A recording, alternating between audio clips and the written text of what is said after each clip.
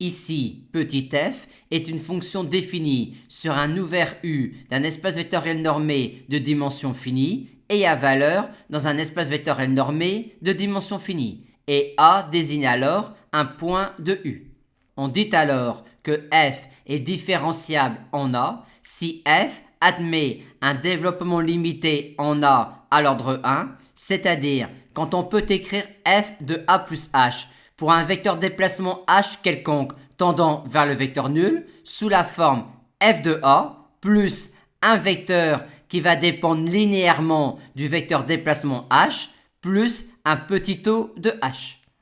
C'est-à-dire lorsqu'il existe une application linéaire grand L de grand E dans grand F, telle que si on met de côté des termes qui sont des petits o de h, on passe de f de A à f de A plus h en translatant f de A d'un vecteur obtenu en appliquant l'application linéaire grand L au vecteur déplacement petit h. Et lorsque tel est le cas, l'application linéaire grand L est appelée la différentielle de f en A et est notée ainsi, et l'image du vecteur h par la différentielle de f en A peut être notée aussi bien ainsi qu'ainsi. Bien noter que quand f est une fonction définie sur un ouvert U d'un espace vectoriel normé grand E de dimension finie et à valeur dans un espace vectoriel normé grand F de dimension finie, alors la différentielle de f en A est une application linéaire de grand E dans grand F. Et c'est l'application linéaire qui nous permet, en approximation linéaire, de passer de f de A à f de A plus h quand h est un vecteur déplacement tendant vers le vecteur nul, en translatant le point f de A d'un vecteur obtenu en appliquant au vecteur déplacement h la différentielle de f en A. Remarque 1, on a tout de suite que si f est différenciable en A, alors a fortiori f est continu en A.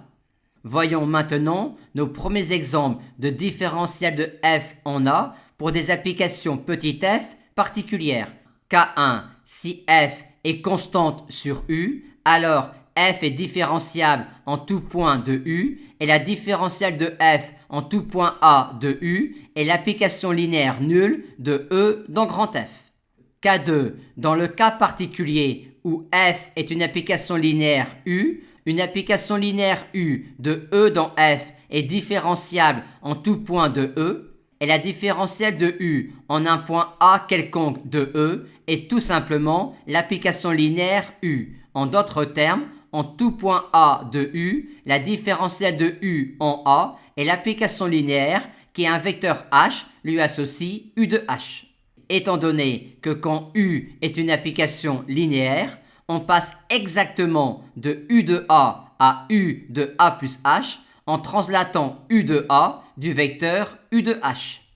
K3, voyons maintenant la situation particulière où l'application petit f est une application petit g de la variable réelle petit t définie sur un intervalle ouvert I de R et à valeur dans un espace vectoriel normé grand F de dimension finie. Dire alors que G est différenciable en A équivaut à dire que G est dérivable en A. En effet, dire que G est dérivable en A équivaut à dire que G de A plus H est égal quand H tend vers 0 à G de A plus H fois un vecteur qui est la dérivée de G en A, plus un petit o de H. Par conséquent, quand G est une fonction de la variable réelle t, dire que G est différenciable en A équivaut à dire que G est dérivable en A, et dans ce cas, la différentielle de G en A est l'application linéaire